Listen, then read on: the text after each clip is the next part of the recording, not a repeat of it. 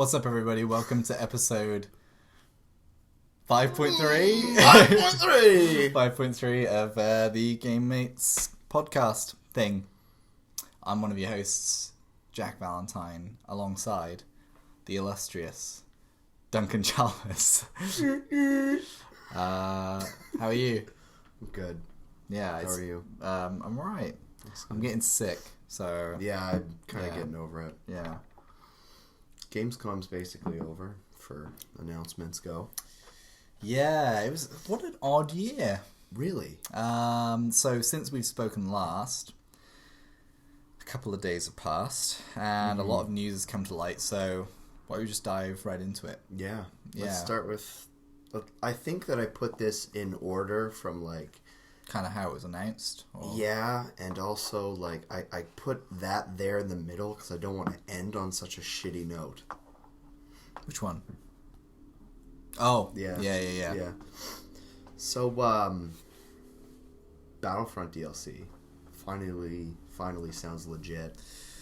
Yeah. Hard to justify a price tag of... What is the season pass is $50, right? I believe it's... So 60 if you live in the States, 59 and $69.99 in Canada. That's disgusting. Yeah, it's the price of the game, basically. But I really want to blow up the Death Star. Yes. I really want to. Or you can pay like $19.99 and just get that. I know. Right? That still seems like too much for one mission. But it also looks like the best content in the game. Right. So for context, Battlefront came out November. Mm-hmm. You've probably played it if you like Star Wars, and like, don't get me wrong, I was a huge skeptic, and then one day it went on sale, so I finally picked it up.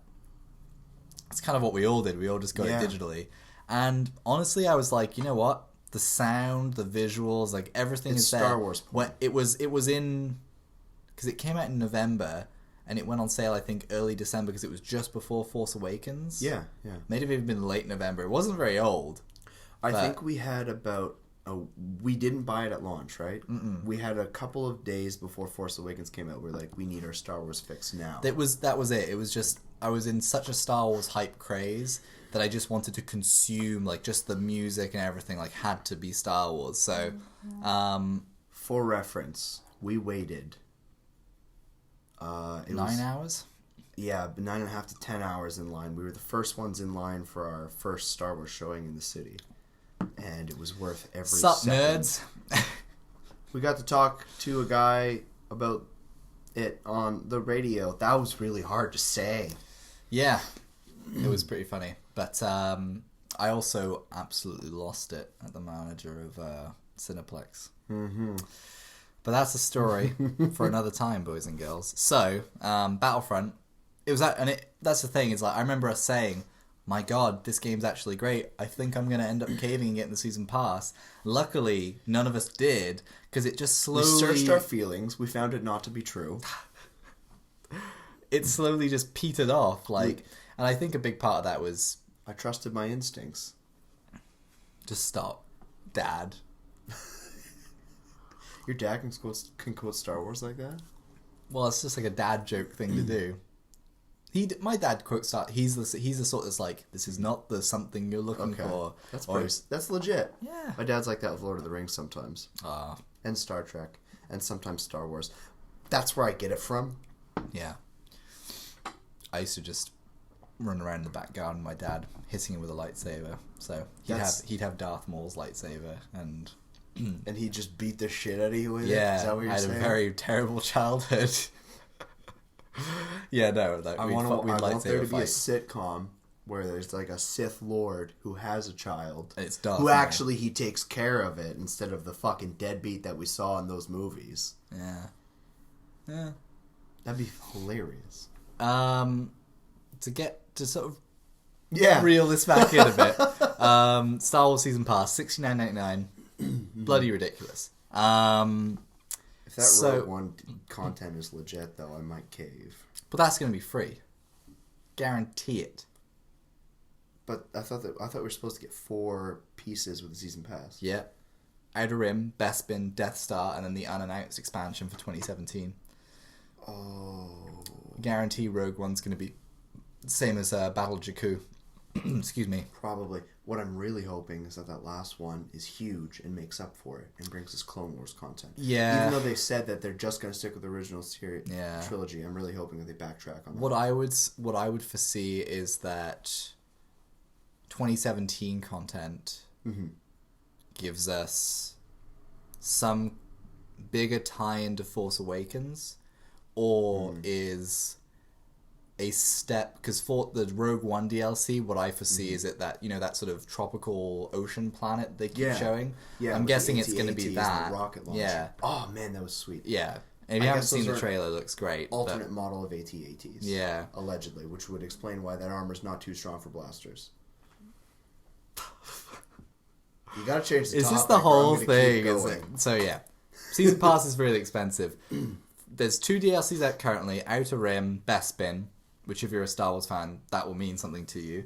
The 3rd DLC is going to be Death Star, and they've finally announced content that just sounds cool. Like it's a sort of a mission that you play. Is it online with other people, or is it just a single player mission? I thought it was online with other people. Yeah, I thought so too. So you all play as friendlies moving through AIs, and then you have to basically do the Death Star trench run from Episode 4. So but that you also sounds have to blow up a Star Destroyer from on the inside. Oh. You escort R2-D2 to steal the plans to the Death Star, I'm pretty sure is what it is. Which is like alternate history, but pretty damn cool. Yeah. So that to me is cool. But is it worth getting a season pass for? Absolutely fucking not. No. Is it worth $20? Maybe.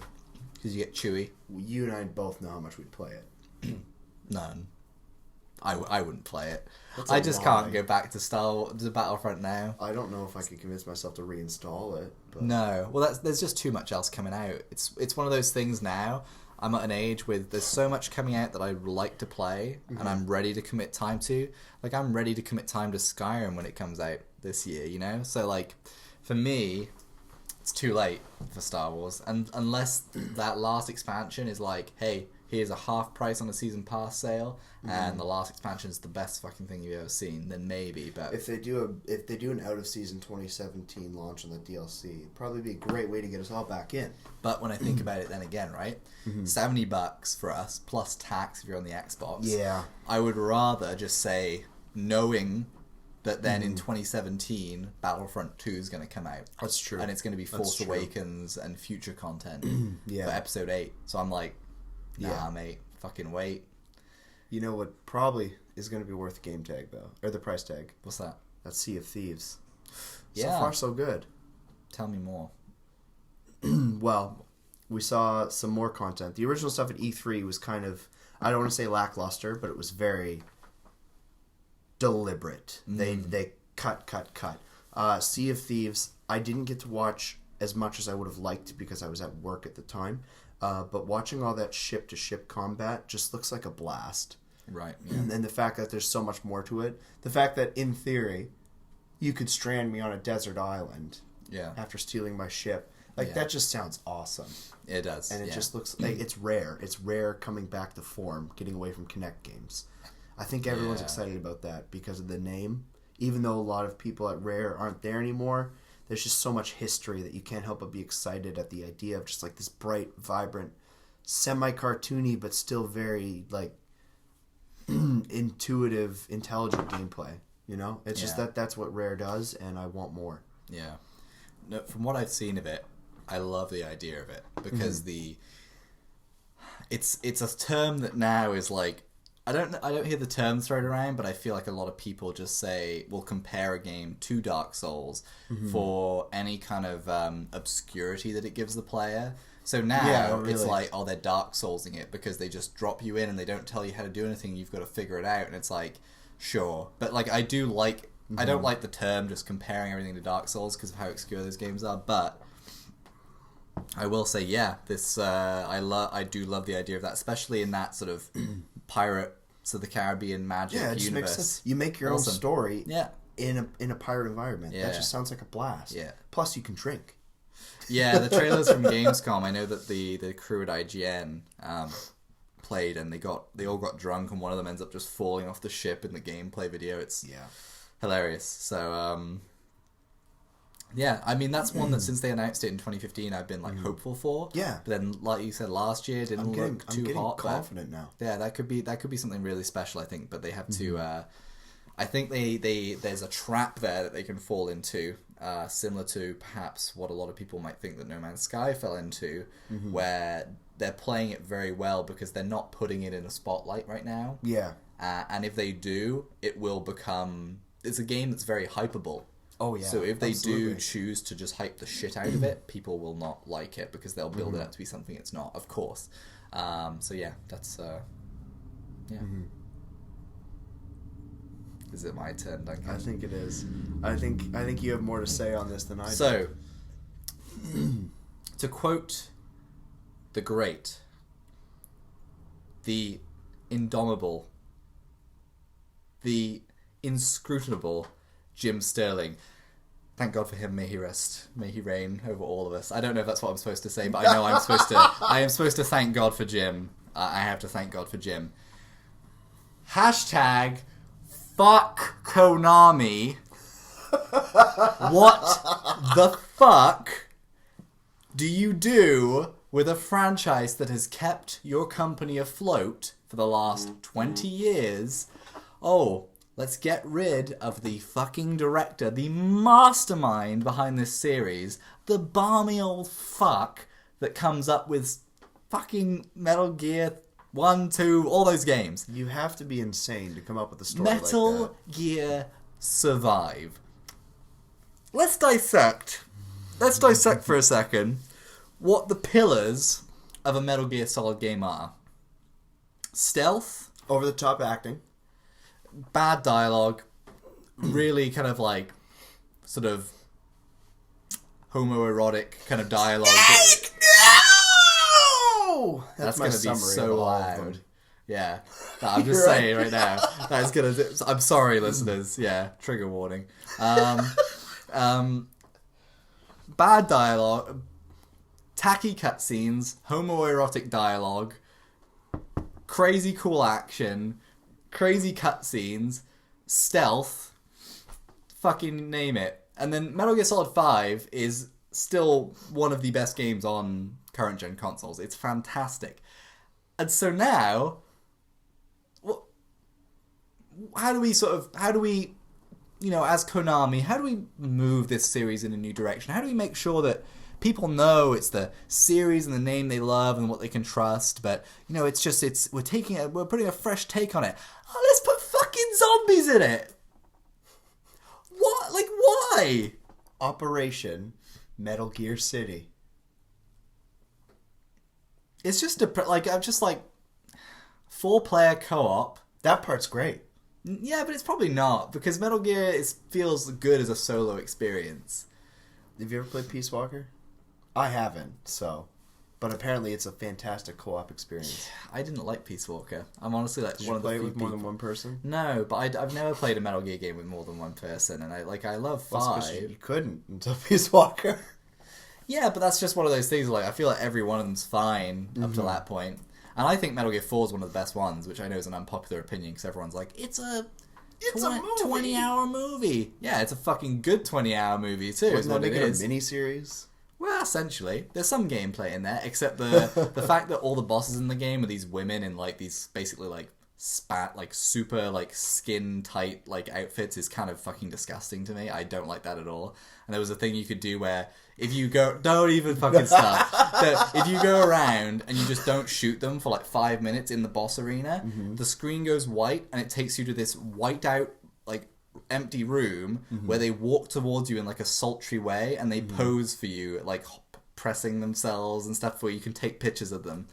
Yeah, like it's fucked, okay? Like it takes objectification to a whole new level. So man, if Tumblr existed back then, the internet would have destroyed that. So the only thing with Metal Gear 5 is Quiet. Like Quiet, the representation of Quiet is fucked. And but she has a backstory that makes it accurate. Oh, she can't breathe with clothes on.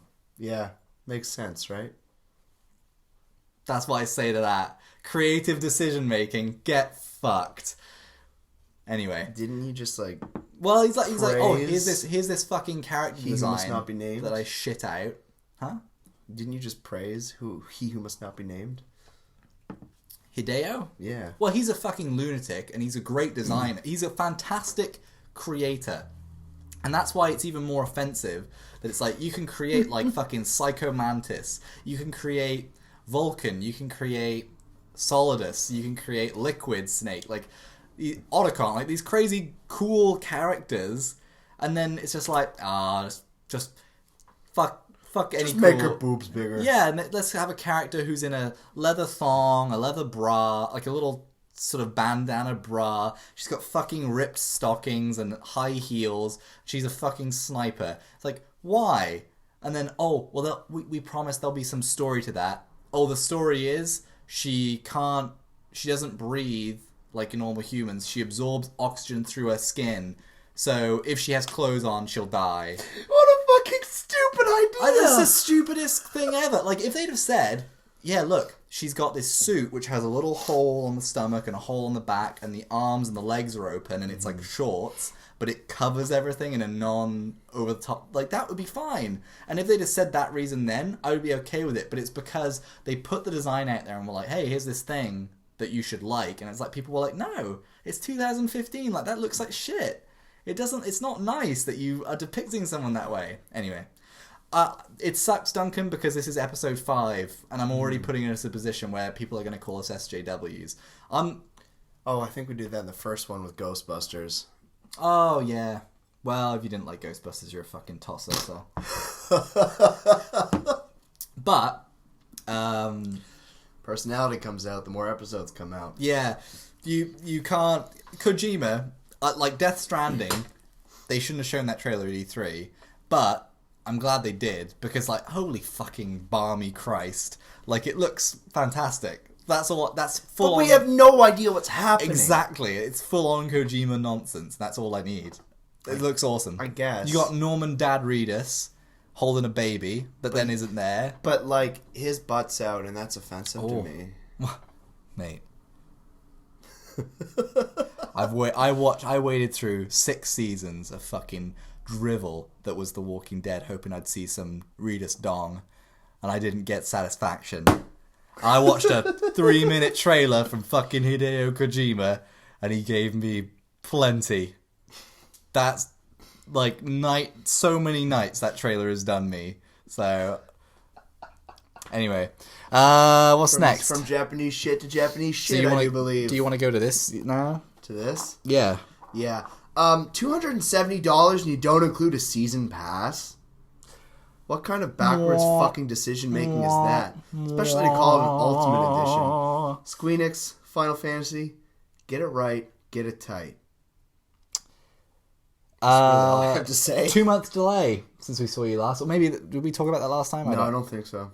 I think we're trying to avoid the topic of Final Fantasy. 2 months delay. We're just going to get angry about for Final Fantasy 15, which I don't... Honestly, people who are previewing it, they got to play like a bunch of... I was reading up, and I know a bunch of people from different outlets got to play about 5 hours of the game. Yeah. Which is a huge fucking chunk of the game. But game. it's also not, because it's Final Fantasy. You can probably get 80 hours without trying to. I will say, it actually sounds kind of cool. It does. I'm going to pick it up.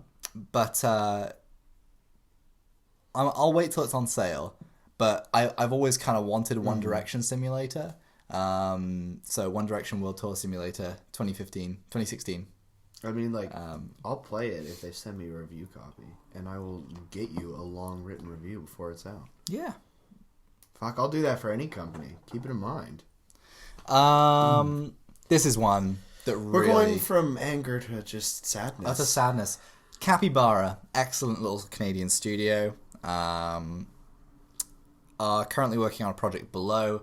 It is a procedurally generated dungeon crawler inspired by the like retro Zelda games and the like. I've been excited for this game since its reveal trailer. It just looks so fantastic. Yeah.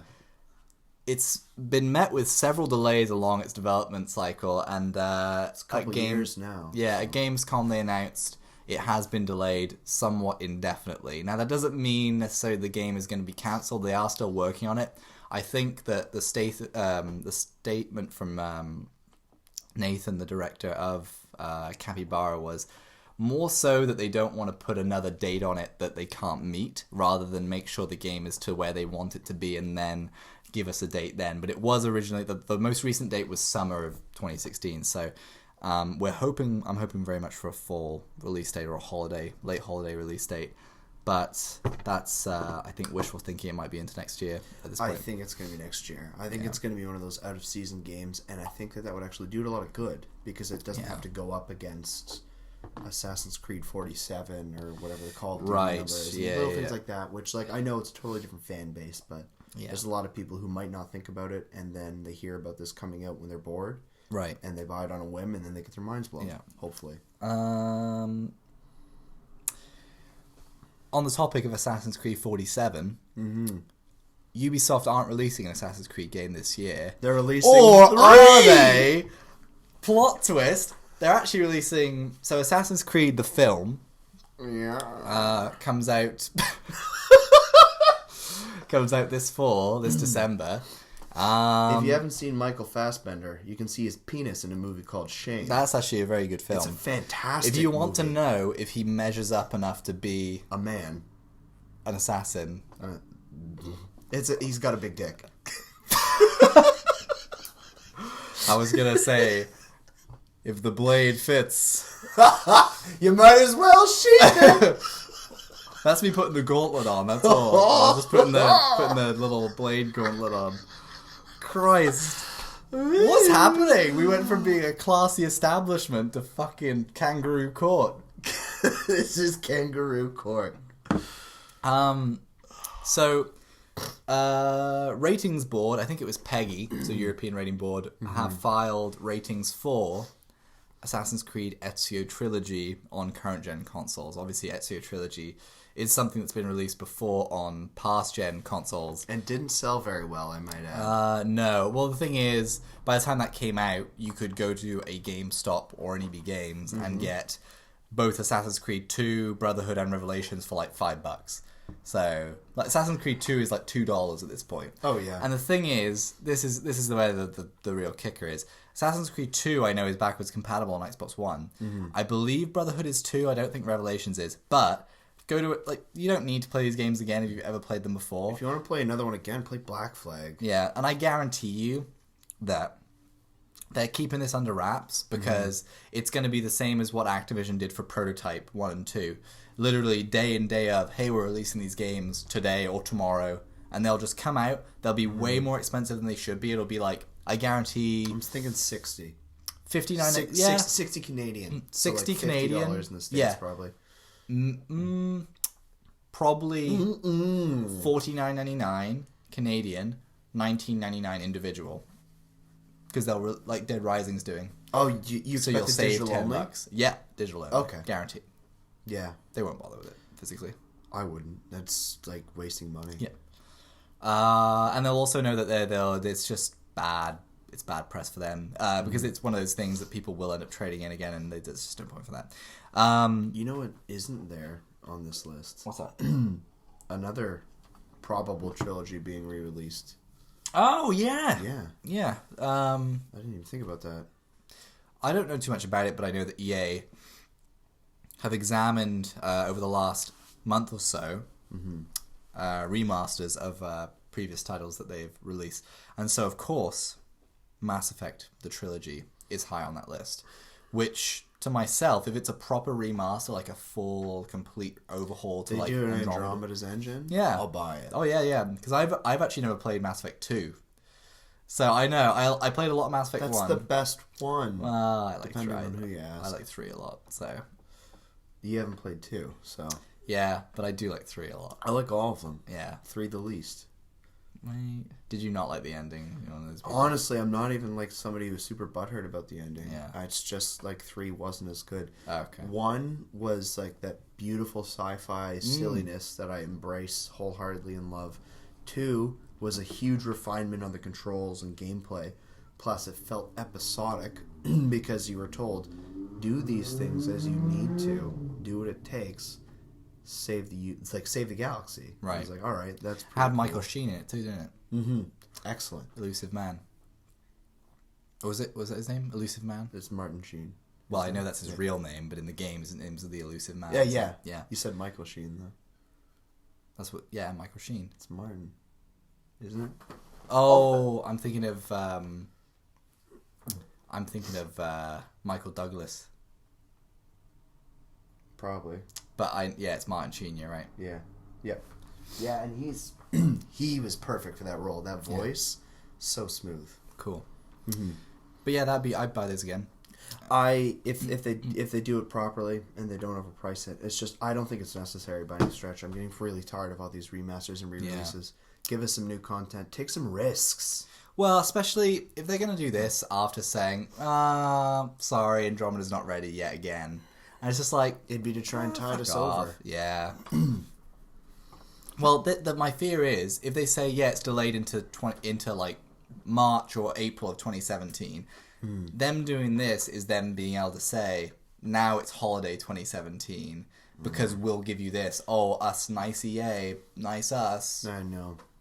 But at the same time, if they need to delay Andromeda, I need them to delay it even longer than they want to make damn well sure that it's what I need this game to be. Right. That game is going to either make me hate RPGs or fall back in love with them. Right. Ukulele. Yeah. I own one of those. Spiritual successor. A chameleon and a bat? No, a ukulele. Oh, okay. Spiritual successor to the original Banjo-Kazooie. So old members of the original Rare team that worked on the game back in the 90s and now working at a new studio.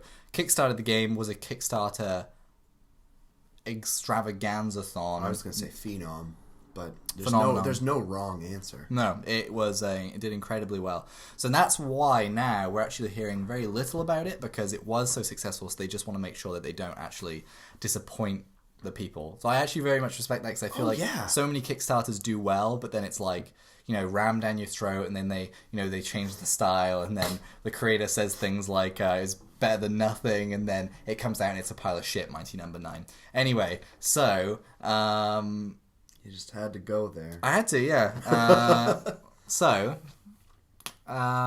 was a weird sound. Ukulele, a lot of people got hands-on with it. They got to play about an hour of it. And I was reading half an hour for press members. Okay. I don't want to lie to the people, Jack. Okay. We'll try and maintain transparency. Overall, everything seems to be very positive. I like the sound of it a lot. It looks gorgeous. They said they still got quite a little way to go, because this is still a pre-alpha build. But yeah, I love the way that they make the idea of the leveling work. So you go into these books apparently, and at first the book is like a little bedtime story size book. But then as you go, you spend pages that you find on that individual book, and the level itself, as the book grows in size, the level itself expands, so you can go and find more secrets and expand on the level. So I think that's an awesome idea. So far, people have only seen the sort of foresty, jungle, mountain, rainforest levels and the snowy levels. So there's obviously going to be more variety. But I like that, though, because that means that there's more for us when it launches. Yeah, exactly. Just keep it under wraps. Honestly, that I will not watch anything more for that game until it launches, because it looks great. And kind of wrapping things up here, do you want to take a crack at this one? I tweeted at Bungie, and they couldn't answer how many players it would take signing a petition to give us the Taken King content this year. Now, I understand that they have these paid exclusivity things and stuff like that, but segregating let's face it, without us, the players, none of these companies would exist. We pay their bills, we do all of this shit. Right. Why do they have to segregate content like that? Especially after setting a precedent with all of the stuff from year one. The Taken King content should theoretically be ours 365 days or so, based on launch dates from when the Taken King came out. So now we have an extra year. And yes, they don't have to give it to us. I understand that. But it's just a shitty move from a company that I think everybody remembers how Bungie was just so community-driven. And I don't want to. We have no idea who is responsible for this. Yeah, we have no idea who is responsible for this, but it just looks bad on everybody involved. When I paid just as much for the Taken King as somebody who has it on PS4, so it's my fault that I picked the system of my personal preference at the time. So I'm gonna miss out on content like guns, strikes, etc. That's just foolish. I think this is definitely a move on Activision's part because Home of Call of Duty. Yeah, but I also think that a big part of that is you look at how we were kind of laughing and saying, oh yeah, so Rise of Iron, they've got fuck all for exclusives, so that's cool, it's kind of coming to an end. And now, instead of giving them new shit to be exclusive, they're just like, oh, well, let's actually just withhold content from Xbox players for another year. Which sucks, but this whole, the concept of exclusivity, like, I would honestly much rather it be done in a way that, like, and it sounds weird because it's a full game, not just a piece of a tiny bit of content, but like Tomb Raider, right? Like, it's coming out this October on PS4. But honestly, like, I had the console and I played it, but everyone else I knew who was like, oh, that sucks, but it's fine, like, I'll wait a year to play it. But that's a game. But this is like, oh yeah, I'd love to get Jade Rabbit on Xbox, but I just can't. Like, and it's just stupid. Yeah, like, it's just dumb. Like, it doesn't serve any purpose. It basically is just reinforcing, like, the stigma of this console is better, but it doesn't prove anything. Like, it's just a stupid, like, materialistic thing. Like, it doesn't actually mean it's dumb. But at the same time, like, how much did you pay for your Xbox One copy? How much did you pay for your PS4 copy? I get timed exclusives. I don't agree with it. But at a certain point, if I'm paying the same amount, I should be getting the same content. It's just dumb, and it just leaves me with a foul taste in my mouth. Like, you should want me super pumped, and you should want me to give you my money for your new content. And I'd be lying if I said I didn't think about, oh, fuck that, I'm not going to give it to him. And then I remember the only person that loses out on that is myself. Right. So that's the whole downside of the mere concept of this debacle, is that I can't prove a point. I'm just going to have less fun in my downtime if I don't get Rise of Iron. It's sad. But, mate, yeah. It is what it is. Exclusivity is a stupid thing. But exclusivity as a whole will have to be a topic for another day. That's true. You want to wrap this up? Yeah, I suppose we should. So, thank you, everyone, for tuning in. We love you all. You can check us out on Twitter, Twitch, all that stuff. I think we're probably going to get some Titanfall 2 footage. We definitely are, yeah. In the near future. Get some of that beta stuff. Because we're allowed to, so we will. Thanks again. See you a couple times next week. Yeah, this has been week 5 for us. Let us know what you think of the new 3-part structure. Please and thank you. And leave us a like if you liked the video. Leave us a dislike if you didn't. Because honestly, just getting some kind of touchy-feely communication from a community that we're trying to get going is good. We want you guys to like what we do. And if there's some little things that we can do to change it and make it a better experience for everybody, yeah. Thanks for tuning in, guys. And we will catch you next Tuesday. I think it's see you next Tuesday, but that has a lot of negativity associated with it. Does it? Yeah. What's that? See you next Tuesday. See you. Next starts with N. Tuesday starts with a T. That must be an American thing. C-U-N-T, mate. Like, I get it, but it's just like, that's stupid. Oh, yeah. People say that when they're really trying to be rude to each other. We'll talk to you next Tuesday.